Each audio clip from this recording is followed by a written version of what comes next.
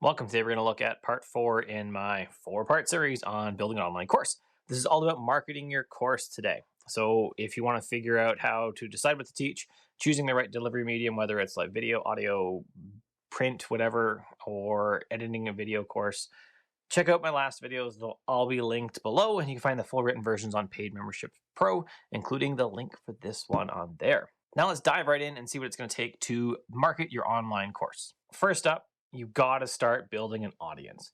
In part, that's what I'm doing right now. I'm on YouTube, I'm writing blog posts for it, I'm building an audience that want to know what I have to say. If you are not doing that work up front, if you don't already have that done because you're well known for something else, do not expect your course to sell. It's just not gonna happen. When you looked at what type of medium to deliver on, if you decided it was a video course, then probably YouTube is one of your best bets because you're already getting people that are interested in video content. If you decided that a book was the best option, then right, do blog posts. You're already getting people there that are interested in written content. It just makes sense to cater to the audience right up front that you want to have in your course. Another good reason to kind of demo your course up front and to put out content in the medium is to try things out to see what people respond to. So I did this in all of my courses, and when people were really responding well to some videos, I started looking at that as a course because that was a good one to do. Why would I waste my time on courses or for videos where people had no interest in it whatsoever already on YouTube? Because I just wouldn't sell the course then. Not useful to me. So as you demo your course, as you start to demo your content, practice your content up front and build your audience. Look at what people are responding to. Maybe that's the direction you should be taking, or those are the production values you're going to need for your first course. It's also a really good idea to generate some sort of newsletter, some sort of something where you can really get into people's inboxes because they will respond to that far more.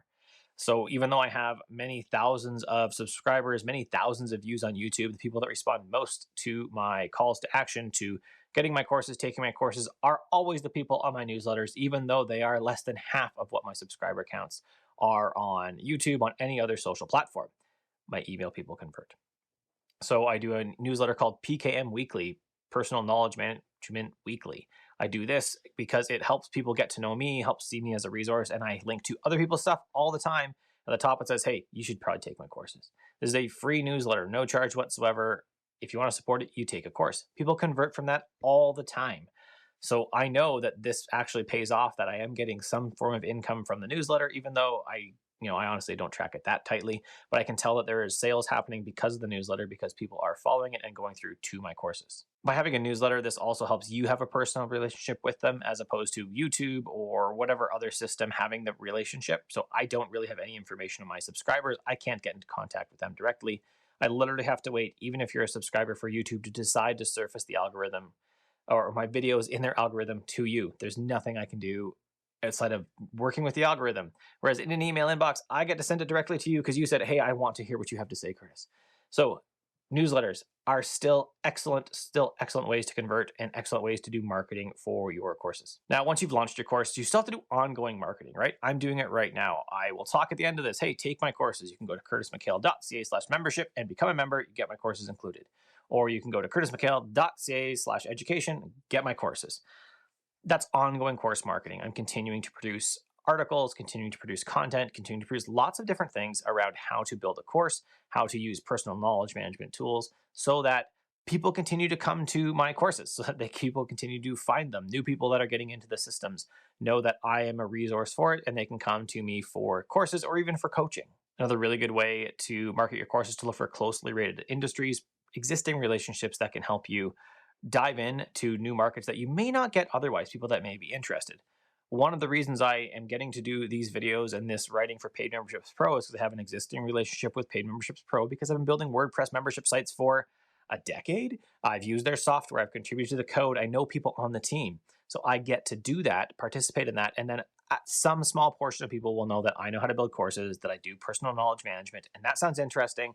And then they will, start following me and convert to subscribers, to listeners, to readers, to whatever at some point. And maybe a very small portion of that will become members of my courses, members in some way, and support me somewhere way down the future. Now, it's important when you approach these relationships that you don't just say, hey, I got something to sell. Can you sell it with you? I approached Paid Memberships Pro and I suggested a whole range of topics that I could write about for them. And then the ones they chose was building a course, which has provided me some opportunity to talk about my PKM courses, my Obsidian, my craft courses. But I said, I want to provide value to you, right? You are a course, a membership platform. Here's how I can provide value to you. And if they picked something that really didn't offer me any opportunity to talk about my courses, that also would have been fine. I wouldn't have worried about it because at some point, value will happen. When you're first starting, another great avenue to put your courses on to get some more traction in your overall marketing is actually Skillshare. I continue to make a good amount of money from Skillshare while I still sell my own courses and make as much there. It's really been very beneficial to have people on Skillshare who they say, hey, I found you on Skillshare. I followed your YouTube channel. I actually became a member after that. It can be a really good way to start. And it also comes with a built-in audience. So it can be a really great way for you to start if you don't have an audience. It comes with people already looking there for courses. When people take your courses, you will get some money from it. So just because you want to host all your own courses doesn't mean you shouldn't explore other platforms to put them on. I have mine on a few other platforms, I believe Udemy as well, where I make a very few sales, and some people come through and say, hey, I found your course on Udemy if you look through my YouTube comments. And then later on, they may become members. It's all marketing, and it's all some form of income coming in. Other great channels to use are stuff like Quora, if you can do it, or Reddit to answer questions that are topical to your industry. And just answer the questions, provide value to people. And in your signature, say, hey, I have a YouTube channel. I have a course. Now, the biggest caution I would give to anyone that's really looking to start their courses is just be cautious of your dreams. It's really easy, and I've done many courses, some of them that have sold nothing whatsoever. But it's easy to look at it and say, oh, if I only sell, 20 people, I can totally sell 20 people and that's it. I can just won't have to work if I'm selling 20 people a month. Honestly, until you put in tons more work than you ever anticipate, it's probably not going to happen. So I do not get to stop my programming job. I do not get to do any of those things, but I do have a good side income.